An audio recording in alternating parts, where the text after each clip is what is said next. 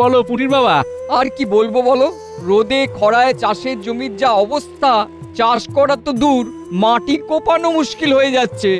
হ্যাঁ, গরমটা তো তীব্র, কিন্তু পেটের দায়ে কাজ তো করতেই হবে। হ্যাঁ, সে তো অবশ্যই। তবে গোপাল দাদা, তুমি একটু মহারাজের কাছে ব্যাপারটা জানিও, যদি আমাদের চাষি ভাইদের জন্য মহারাজ কিছু করেন। ঠিক আছে ঠিক আছে, দেখছি, আমি দেখছি কি করা যায়। দেখো, রোজ তো কাজ নিয়েই আলোচনা হয়, তা আজকে আমি চাই রাজসভায় একটু আড্ডা হোক, একটু গল্প হোক। হ্যাঁ মহারাজ, ঠিক বলেছেন। আড্ডা গল্প হলে মন ভালো থাকে, আর মন ভালো থাকলেই আপনা আপনি শরীর ভালো থাকবে। মহারাজ, একটা গল্পের আসর হোক না? হোক হোক, তাহলে কে গল্প বলবে আর কিসের গল্প বলবে? মহারাজ, গোপালই বলু, ও তোর নাতি নাতনিগুলোকে দিনরাত গল্প শোনায়। ঠিক আছে মহারাজ, মন্ত্রী মশাই যখন চাইছেন আমার কাছে গল্প শুনতে, তাহলে আমি গল্প বলা শুরু করছি। তা কিরকম গল্প শোনাবে গোপাল? আমি মহারাজ আজকে একটা ওই ভূতের গল্প শোনাবো। শাসন ছাড়া ভাষণ ছাড়া সভা হলো শুরু। গোপাল বলবে ভূতের গল্প, বুক করে দুরু দুরু। আমি তাহলে শুরু করি। হ্যাঁ, একদিন ঝড়ে একটা কাক মরেছিল, আর মন্ত্রী মশাই সেই সময় বলা শুরু করেন তিনি বিশাল জাদু শক্তি পেয়েছেন। গোপাল, আমাকে নিয়ে একদম মস্করা করবে না, আমি বলে দিচ্ছি। গল্পটা শুনুন না। তারপর থেকে যতবার ঝড়ে কাক মরতো, ততবারই মন্ত্রী মশাই নিজের ঢাক পেটাতে শুরু করলেন, সবই নাকি তার মহিমা। তারপরে কি হলো গোপাল? আরে এরপর তো শুরু হলো আসল কাণ্ড। একদিন রাতে সব মৃত কাকগুলোর ভূতেরা সবাই একটা সভা ডাকলো। তারা সভায় একটা আলোচনা করলো। এরপরে কি হলো? এরপরে মন্ত্রী মশাই একদিন রাতে জঙ্গল দিয়ে যাওয়ার সময় শুনতে পান কাকের ডাক। রাতে কাক ডাকছিল? হ্যাঁ, কাকের ভূত তো। তারপরে মন্ত্রী মশাইকে হঠাৎ অনেক কাকের ভূত তাড়া করে। মন্ত্রী মশাই পা হড়কে মাটিতে পড়ে যান। উনি বলতে থাকেন, বাঁচাও বাঁচাও। এ কি, মন্ত্রী কি মরে গেল? উমা, কাকেরা কি মন্ত্রীর চোখ তুলে নিল? যত সব। না, এরপরে কাকেরা একে একে মন্ত্রীর মাথায় বিষ্ঠা ত্যাগ করে চলে গেল। দেখলেন মহারাজ, দেখলেন? গোপাল আমার নামে উল্টো পাল্টা গল্প বানিয়ে বলল, আর সবাই খিলখিল করে হাসলো। তুমি রাগ করছো কেন বলো তো? গল্পের নাম হবে কাকের চাপে মন্ত্রী কাঁপে। এটা কিন্তু খুব খারাপ হচ্ছে। আপনি রাগ করছেন কেন? আমি তো শুধু মন্ত্রী মশাই বলেছি, আমি তো আর কৃষ্ণনগরের মন্ত্রী মশাই বলিনি। আমি চললাম, এই অপমান আর নেওয়া যাচ্ছে না, চললাম আমি।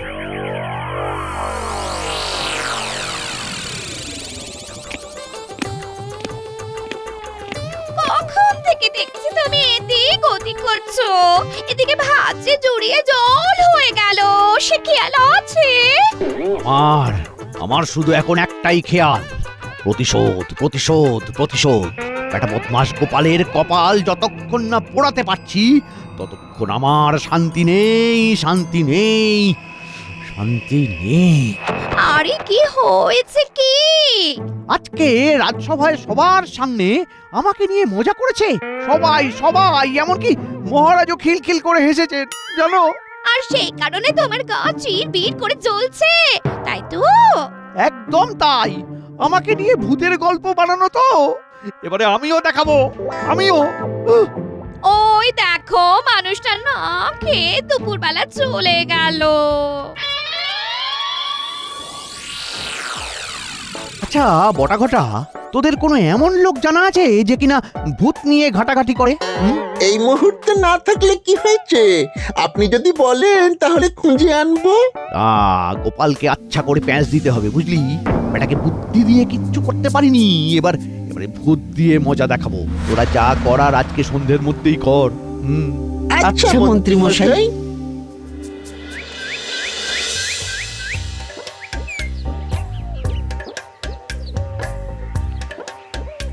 গোপাল দাদা, ও গোপাল দাদা, আরে দাঁড়াও দাঁড়াও। হ্যাঁ ভোলা, বলো। তা তোমার দোকান বন্ধ দেখছি। যা গরম পড়েছে, একদম বিক্রি কমে গেছে। সে কি গো? হ্যাঁ হ্যাঁ গো গোপাল দাদা, যা মিষ্টি বানাচ্ছি তার বেশিরভাগটাই ওই নষ্ট হয়ে যাচ্ছে। তুমি একবার মহারাজকে বলে আমার জন্য একটা চাকরির ব্যবস্থা করে দাও না গো। তুমি এক কাজ করো বুঝলে, তুমি নিজে এসে এই মহারাজের কাছে এই প্রস্তাবটা দাও। ঠিক আছে গোপাল দাদা, ঠিক আছে, আমি তাহলে নিজেই যাব।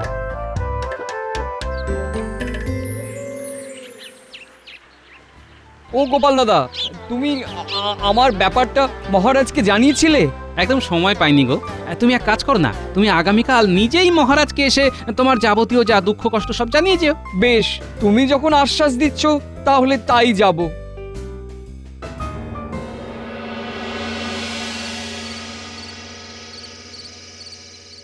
এ কি? আহা, আরে বটা ঘটা তো এখনো এলো না। ও আসবে না, ওরা তোমার সুসময়ের বন্ধু গো, সুসময়ের বন্ধু। বিপদে কেউ পাশে থাকবে না। তাহলে কি আমি হাত গুটিয়ে বসে থাকবো নাকি? তুমি তো আমার অর্ধাঙ্গিনী, তুমিও তো আমার একটু উপকার করতে পারো নাকি? তাই করব, তুমি চলো আমার সাথে। আমি এমন একজনকে চিনি, উনি সব সমস্যার সমাধান করে দেন। তা ওনার কি নাম? ওনার নাম সমাধান বাবা। উনি ভূত আর ভগবান সবার সাথে সরাসরি কথা বলেন, শুধু মানুষের সাথে পর্দার আড়ালে। তাহলে আর দেরি কেন, এক্ষুনি চলো। কি বৎস, কি চাই? বাবা, আমার খুব কষ্ট বাবা। তা কি চাই বল? গোপালকে শাস্তি দিতে চাইছিস তো? হ্যাঁ বাবা, আপনি কি করে জানলেন? রে, আমি তোর মতিগতি সব জানি। চট করে 50টা মোহর পর্দার এদিকে বাড়িয়ে দে। ওরে বাবা রে বাবা রে বাবা, 50 মোহর? এতে অত আঁতকে ওঠার কি আছে রে মূর্খ? প্রত্যেক মাসে তো 500 মোহর তুই চুরি করিস, তা 50 মোহর দক্ষিণা দিতে তোর হাত কাঁপছে কেন? না বাবা, আসলে আপনাকে দেখতে পাচ্ছি না তো তাই। আমি যাকে দেখা দিই সে সঙ্গে সঙ্গে ভস্ম হয়ে যায়। ওরে বাবা, না না না না, এই নিন এই নিন এই নিন। এই তো লক্ষ্মী ছেলে। আচ্ছা বাবা, আপনি গোপালকেই একবার টুকি দিয়ে চলে আসুন না, বেটা ভস্ম হয়ে যাবে। হ্যাঁ, মাথা খারাপ নাকি? হ্যাঁ, এইসব খুচরো পাপ আমি করব কেন? গোপালকে দেখা দিতে গেলে পথে ঘাটে যদি অন্য কারোর সঙ্গে দেখা হয়ে যায় তখন? হ্যাঁ, তুমি এত ঘ্যান ঘ্যান না করে তোমার সমস্যার কথাটা বলো না। বাবা, আমি গোপালকে জব্দ করতে চাই। বেটাকে এমন শাস্তি দেব যেন কোনোদিন আর সূর্যের আলো দেখতে না পায়। আমার পিছনে লাগা, ওর পিছনে ভূত লেলিয়ে দিন বাবা। হ্যাঁ, শোন, আমার পোষা ভূত নিজে থেকে কারোর ক্ষতি করে না, তার কাছে যেতে হয়। নে, তোকে একটা সুতোর গুলি দিচ্ছি। এ কি?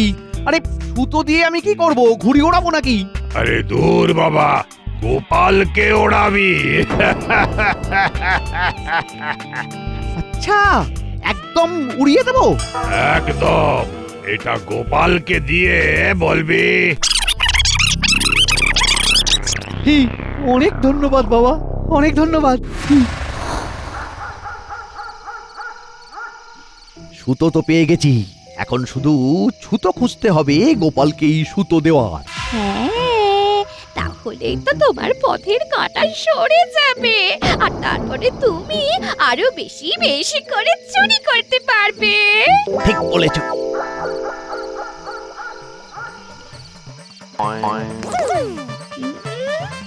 এই বটা ঘটা না, এ কি? তোমাকে দেখে তো ওরা উল্টো দিকে দৌড় দিল। হ্যাঁ, লজ্জায় লজ্জা, কোনো কাজের কাজ তো করতে পারে না। ফের আমার কাছে আসুক, বেটাদের দড়ি দিয়ে বেঁধে ধোলাই দেব।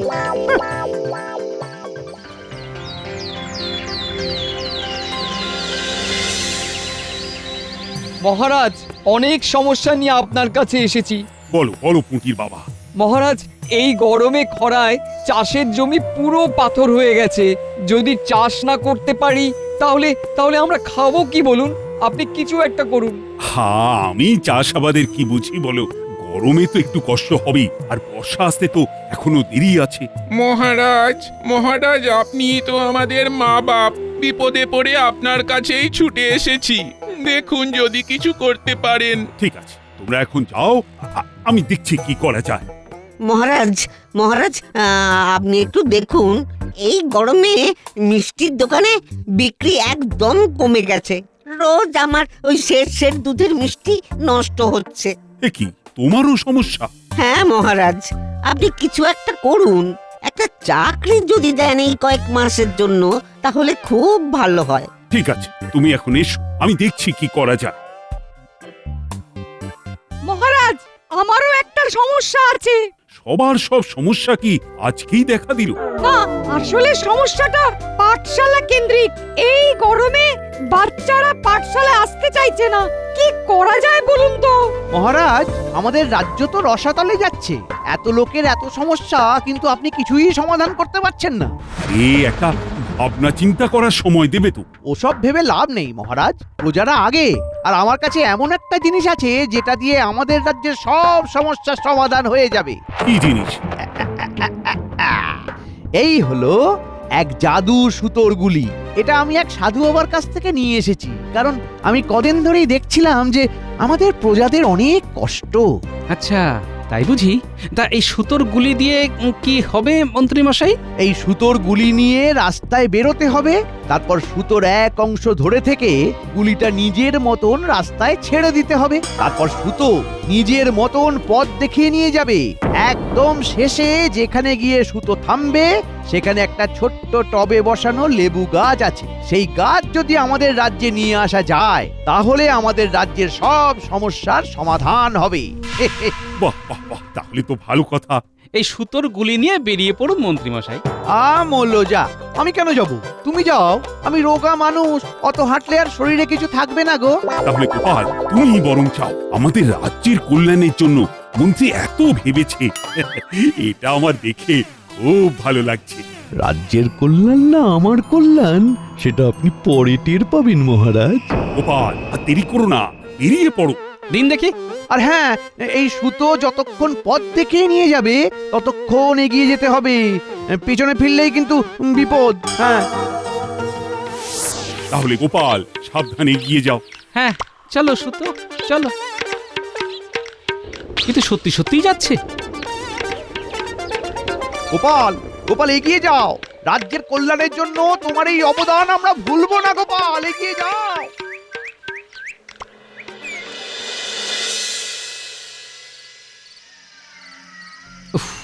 বড্ড খিদে পেয়েছে, খেয়ে নি। দেখি কি হলো, আমার খাবারটা কোথায় গেল? ওর খাবার আমার পেটে। এই এই কে কে তুই? হ্যাঁ, আমি ছায়া ভূত। দিনের বেলা ছায়া দেখা যায়, রাত্রি বেলা কিচ্ছু না। ভূত রাজ্যের দিকে যাচ্ছিস, তাই তোকে স্বাগত জানালাম। ভূত রাজ্য? তার মানে মন্ত্রী মশাই আমাকে জেনে বুঝে এখানে পাঠিয়েছেন? না বাবা, আমি বাড়ি যাই। ওরে বাবা, সামনে ভূত, পিছনে কুকুর। জয় ঠাকুর, এখন তুমিই ভরসা। না না, আমাকে আমাকে বুকে বল নিয়ে এগিয়ে যেতে হবে। এই গোপাল হেরে যাওয়ার পাত্র না।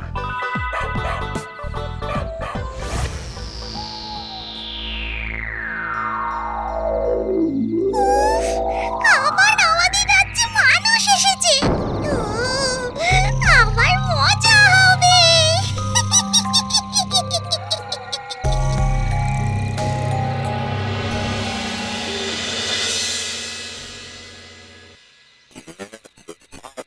এ কি, সুতো তো আর এগোচ্ছে না। তাহলে কি এখানেই টবে বসানো লেবু গাছ পাবো? কিন্তু এ কি, এ তো দেখছি একটা মাঠ, আর মাঠের মধ্যে কালো কালো মানুষের মূর্তি। না, নিশ্চয়ই এর মধ্যে কোনো রহস্য আছে। আচ্ছা, আমার কি মাঠে যাওয়া ঠিক হবে? না, গুলি যখন এগোচ্ছে না, তখন আমি আর সামনে যাব না, এখানেই লেবু গাছ খুঁজবো। আরে ঘেঁচুদা, একটা মানুষের গন্ধ পাচ্ছিস?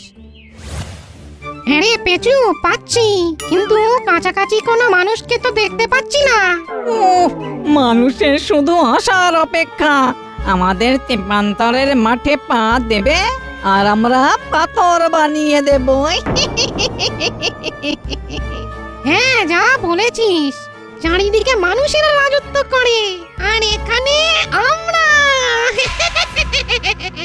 চল চল, মাঠের ওদিকটায় গিয়ে দেখি কোনো মানুষ মাঠে পা দিয়েছে কিনা।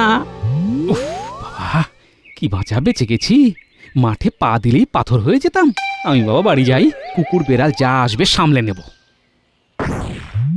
আরে আরে, ওই তো মানুষ, ওই তো। কিরে, আমাদের ডেরায় এসে পালিয়ে যাবি ভেবেছিস? অত সোজা না। এখানে যে একবার আসে সে আর ফিরে যেতে পারে না। আর তাকে আমরা ভৌতিক শক্তিতে পাথর বানিয়ে দিই। আয় আয়, তোকেও পাথর বানাই চিনিং বিরিং। এই দাঁড়াও দাঁড়াও দাঁড়াও, তোমাদের কোনো অধিকার নেই আমাকে পাথর বানানো। কেন?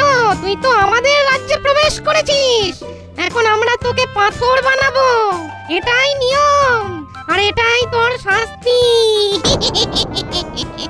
না না, নিয়মটা আলাদা। নিয়ম হলো তোমাদের রাজ্যের তেপান্তরের মাঠে যে পা দেবে তাকেই একমাত্র তোমরা পাথর বানাতে পারবে। হ্যাঁ, এতদিন তো জানতাম ওই মানুষরাই বদমাশ, বেঈমান, ধোঁকাবাজ হয়। এখন তো দেখছি ছি ছি ছি ছি ছি ছি। এই এই, তুই কে রে? আর তুই আমাদের ভৌতিক ব্যাকরণ কি করে জানলি? সেই ইচ্ছে থাকলে সব জানা হয়। আমি যখন তোমাদের মাঠে পা দিইনি তখন তোমাদের কোনো অধিকার নেই আমাকে পাথর বানানো। সাব্বাস, বহুদিন পরে তোর মতন কোন সাহসী মানুষকে দেখলাম। ভূতের সাথে এভাবে যে কেউ তর্ক করতে পারে জানতাম না। হ্যাঁ, আর বাকিরা তো সব এসে আমাদের দেখেই অজ্ঞান। এই, তার তোর নাম কি? আমার নাম গোপাল, কৃষ্ণনগরে থাকি। গোপাল ভাঁড়। ও, শুনেছি শুনেছি, তোর কথা শুনেছি। তোর তো খুব বুদ্ধি, খুব সাহস। আমরা খুব খুশি হয়েছি। বল, তুই আমাদের কাছে কি চাস বল। না না, কিচ্ছু চাই না। অনেকটা হেঁটে এসেছে বুঝলে। যা খাবার এনেছিলাম তোমাদেরই কোনো এক বন্ধু খেয়ে নিয়েছে। এই, আমাকে একটু কৃষ্ণনগরে পৌঁছে দাও না, আর হাঁটতে পারছি না। বেশ বেশ, যা, এই নে, যা যা।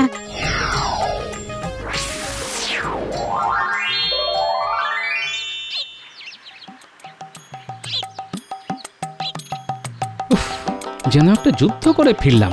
বেটা মন্ত্রী আমাকে ফাঁসানোর জন্য কত চক্রান্ত করলো।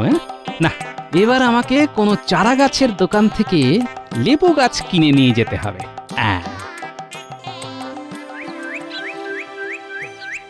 বুঝলি, গোপালের জন্য না খুব চিন্তা হচ্ছে। কোথায় যে গেল কিছুই তো বুঝতে পারছি না। অত চিন্তা করবেন না মহারাজ। গোপাল মরে গেলেও এই রাজ্যের কিছু যায় আসে না, বড় অনেক খাবার বেঁচে যাবে। ও যা পেটু। এই, একদম বাজে কথা বলবে না তো। মহারাজ, চলে এসেছি। এই নিন মহারাজ, পাতি লেবু গাছ। একদম ভূতেদের ডেরা থেকে নিয়ে এলাম। ভূতেদের ডেরা মানে? সে তো বেশ মজার ভূত মহারাজ। অনেক খাওয়া দাওয়া, গল্প আড্ডা হলো। ভালো ভূত, আমাকে দেখে খুশি হলো বুঝলেন। ওরা বললো এখানে যদি কোনো সৎ লোক আসে তাহলে ওরা খাতির করে, আর অসৎ লোক গেলে মেরে পাথর বানিয়ে। সমাধান বাবা তো এরকম কিছু বলেনি, এই মাটি করেছি। তা গোপাল, এখন কি করতে হবে? এই লেবু গাছ আপনি রাজবাড়ির বাগানে বসাবেন, আর বাকি সমস্যার সমাধানের কিছু উপায় জানতে পারলাম মহারাজ। কি? ওই ভূতেরা বলল চাষি ভাইদের এখন আর নিজের জমি ভাবলে চলবে না। সবাই মিলে একে অপরের জমি একটু একটু করে চষতে হবে। ভোলার ব্যাপারে বলল ওই গরমকালে মিষ্টি কম খেলেও টক দইয়ের চাহিদা অনেক, সে যেন দই বানায়। আর আমার ব্যাপারে? আপনার ব্যাপারে? হ্যাঁ হ্যাঁ, আপনার ব্যাপারে বলল রাজবাড়ির বাগানে তো অনেক ছায়া, যতদিন না গরম কমছে পাঠশালা যেন বিকেলে নেওয়া হয় আর রাজবাড়ির বাগানে নেওয়া হয়। বেশ নিজের বুদ্ধিগুলো ভূতের বলে চালিয়ে দিলাম। বেশ বেশ। মহারাজ, খুব বিপদ। কার কার বিপদ? আমার বাপের বাড়ির রাজ্যে সবাই হঠাৎ করে পেট খারাপে ভুগছেন। কোনো ওষুধ পথ্য কাজ করছে না মহারাজ। মহারাজ আপনি বরং এই সুতো নিয়ে মন্ত্রীকে পাঠিয়ে দিন, হ্যাঁ? উনি যদি ভূতেদের কাছ থেকে কোনো উপায় জেনে আসেন তাহলে তো চিন্তা মিটেই গেল। হ্যাঁ মন্ত্রী, যাও যাও, গোপাল তো এত বড় উপকার করলো, এবার তুমি চলে যাও। ওরে বাবা, এই না, না, না, না, না, আমি যেতে পারবো না মহারাজ, ওখানে গেলেই পাথর বানিয়ে দেয়। না মন্ত্রী, তোমাকে যেতেই হবে। আমার বাপের বাড়ির লোকেরা কষ্ট পাবে, এটা আমি মানতে পারবো না। হ্যাঁ হ্যাঁ, যাও মন্ত্রী, তুমি তো খুব সাহসী। ও মহারাজ, মহারাজ, মহারাজ, মহারাজ, মহারাজ এই কাজ করবেন না। আমি গোপালকে ভূতের হাতে মারার জন্য এই ছক কষেছিলাম। আমাকে ছেড়ে দিন মহারাজ, আমাকে তাহলে ছেড়ে তো দিন। তোমাকে যেতেই হবে, তোমার এত নীচ মন। যাও। আমি ভূতের হাতে মরতে চাই না, আমি